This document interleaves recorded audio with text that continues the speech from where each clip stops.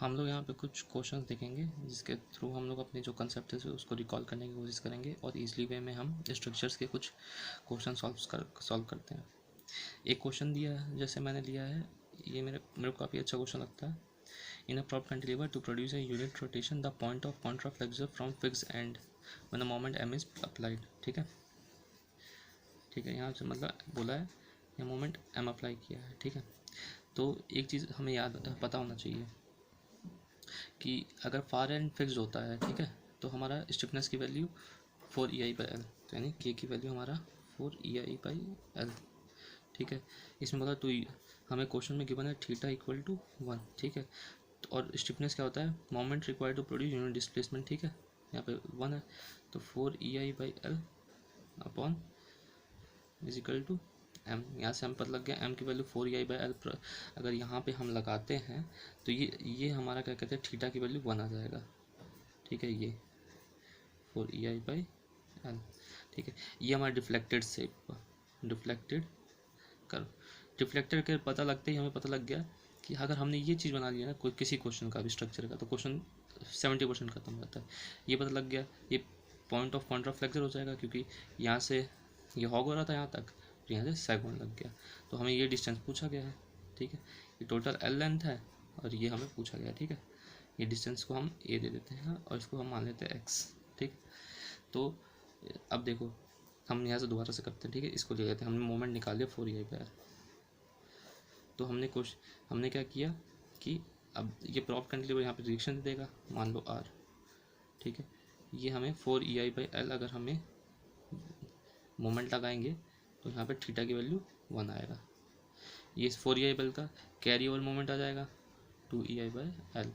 बस अब देखो ये 6EI/L क्या दे रहा है, कौन सा, हमें क्वेश्चंस को कम पेन में यूज़ किए हुए हमें सॉल्व करना। मैं इतना स्टेप दिखा रहा हूँ, ये स्टेप कुछ भी नहीं है, तुरंत क्वेश्चन सॉल्व हो जाता है अगर करना चाहे।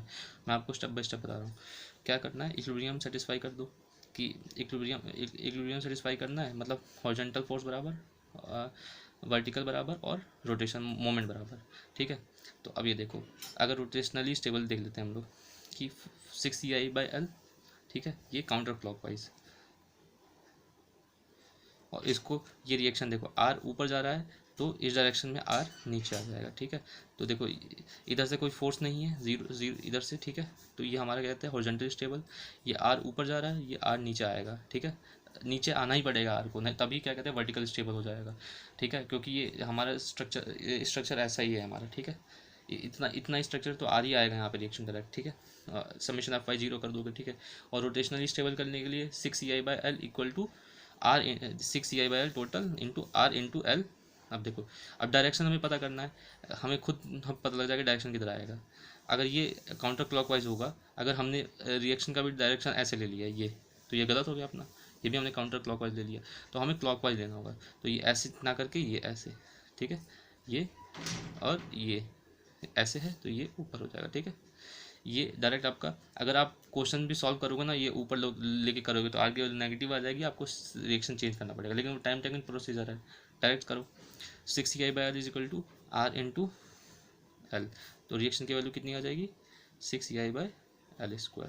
ठीक है, ये वैल्यू 6EI/L²। अब कुछ नहीं, ये पॉइंट है, इसको एक्स डिस्टेंस बोला है यहाँ पे, ये पॉइंट ऑफ कॉन्ट्राफ्लेक्सर, तो यानी मोमेंट ज़ीरो हो गया। ठीक है, तो इसको यानी हम क्या करेंगे 4EI/L equal to 6EI/L² into x, ये हमने क्या कहते हैं यहाँ इस पॉइंट पे मोमेंट ज़ीरो कर दिया। ठीक है, तो यहाँ से हमें 6EI से कटा, L से L कटा, और x की वैल्यू कितनी आ जाएगी 2/3L, और एंड a की वैल्यू हो जाएगी L/3।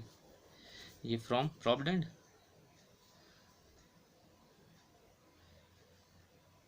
और ये फ्रॉम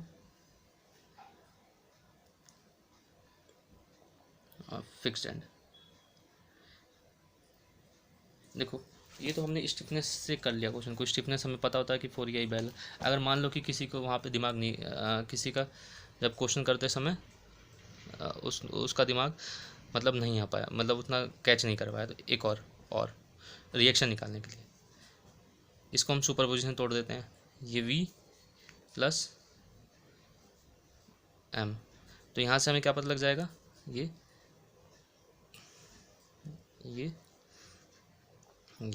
ठीक है। ये मतलब ये क्या बोला है कि इसने जितना ये डिस्टेंस, ठीक है, तो पहले ये हमारा डेल्टा ये नीचे लाएगा इसको, ठीक है, और ये डेल्टा अगर ये नहीं होता रिएक्ट, ठीक है, प्रॉप्ड नहीं होता तो ये ऐसे जाता, ठीक है, जो डेल्टा वैल्यू ही है, ठीक है। अब इसने प्रॉप से क्या कर दिया, इसने प्रॉप आने से प्रॉप प्रोड्यूस ज़ीरो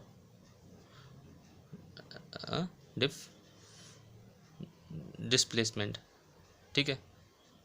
हम इसको फॉर एग्जांपल इसको डेल्टा डैश, यानी क्या पता लग जाएगा कि delta plus delta dash equal to zero, ठीक है, ठीक है, डेल्टा माइनस डेल्टा डैश, ठीक है, ये नीचे ये तो यहाँ से delta equal to delta dash हो जाएगा। तो इसके कारण V V into L cube upon 3i, इसको हमने वी वी बोल दिया, तो ठीक है। और यहाँ से हमने क्या बोल दिया, M L square upon 2ei।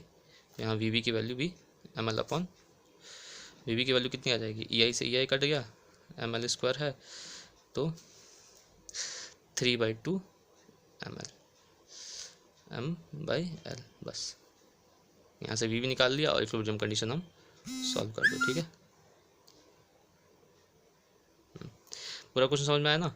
अब यहाँ से फर्दर वही, अब यहाँ पे एम लगा हुआ है तो ये अब यहाँ से क्वेश्चन क्या बन जाएगा, यहाँ से फिगर जो बनेगा ऐसे बनेगा। अब ये वी वी हमारे 3/2 एम बाई एल और ये एम, ठीक है। तो डिफ्लेक्टेड कर वैसे तो यहाँ पे ज़ीरो कर देते हैं ये एक्स मान के, तो 3/2 M by L into X is equal to M. तो यहाँ से एक्स एल से एक्स कट गया तो एक्स की वैल्यू 2/3 एल,